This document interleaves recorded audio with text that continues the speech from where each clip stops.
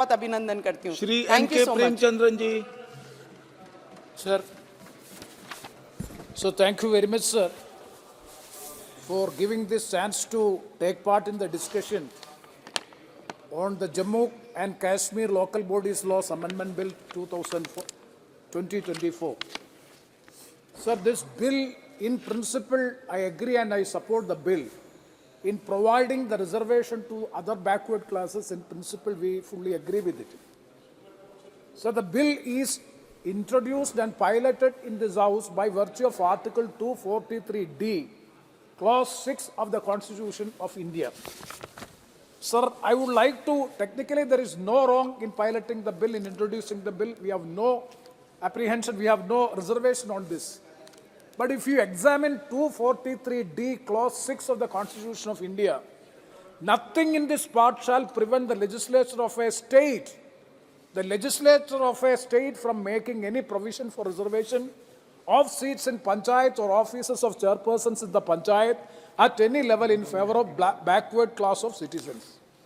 So it's very what is the spirit of the Constitution is the legislature of a state.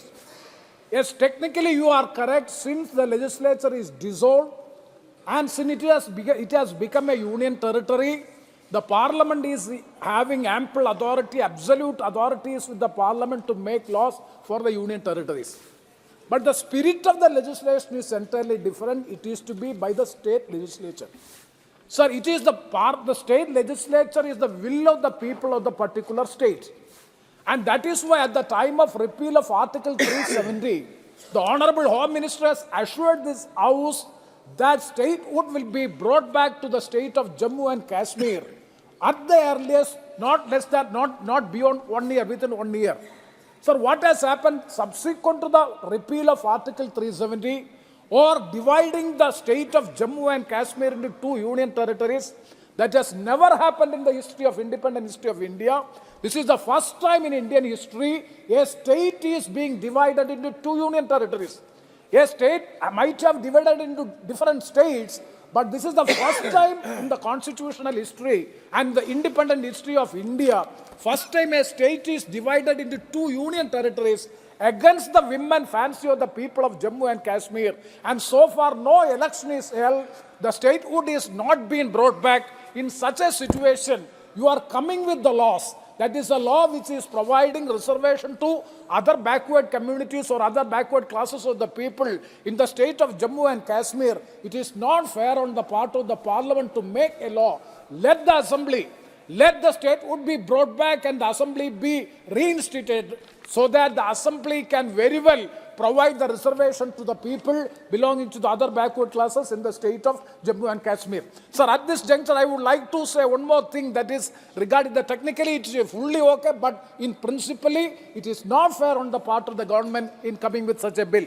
And another issue I would like, not issue, sir, we have to remember 73rd and 74th constitutional amendment. The then Prime Minister Sri P.V. Narasimha Rao, during his time, this has been piloted and passed, and at the time of Rajiv Gandhi, once tried and failed. And this is a revolutionary change took place in the country regarding decentralization of the power, empowering the local bodies. Definitely the Jammu Kashmir local bodies have to be empowered, election has to be held, reservation has to be provided, but at the same time the assurances made by the Honorable Home Minister in this August House have to be complied at the earliest. And also rightly Supriya Suleji has said, when the statehood will be brought back or when the election will be held, kindly give an assurance to this August House so that the people will be satisfied with that. With these words I conclude. Thank you very much. Shri Ventilingam ji.